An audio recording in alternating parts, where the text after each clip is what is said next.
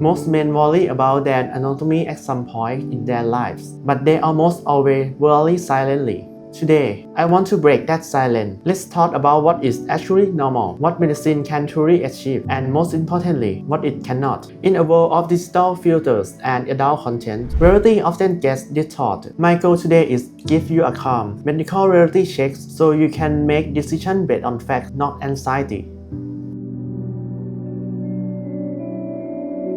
We have to start with distortions caused by adult media. It has created a new normal that simply doesn't exist for the vast majority of men. Statistically, there is a wide range of normal anatomy sizes and shapes. Most men who seek help actually within a perfectly healthy medical range. Before considering any procedure, it's vital to understand where you fit in the actual anatomical range rather than comparing yourself to a screen. When does a doctor step in? Medical treatment is usually considered in two cases: functional issue and significant confidence impairment.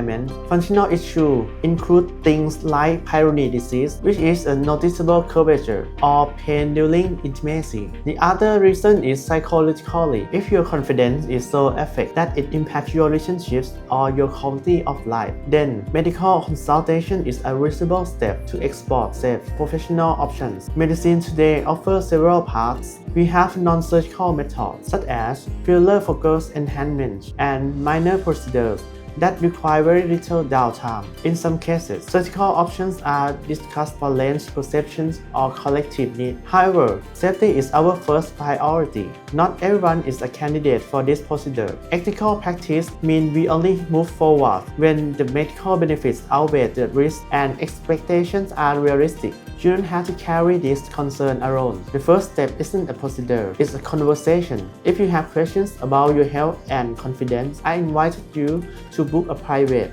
discreet consultation to discuss your options safely.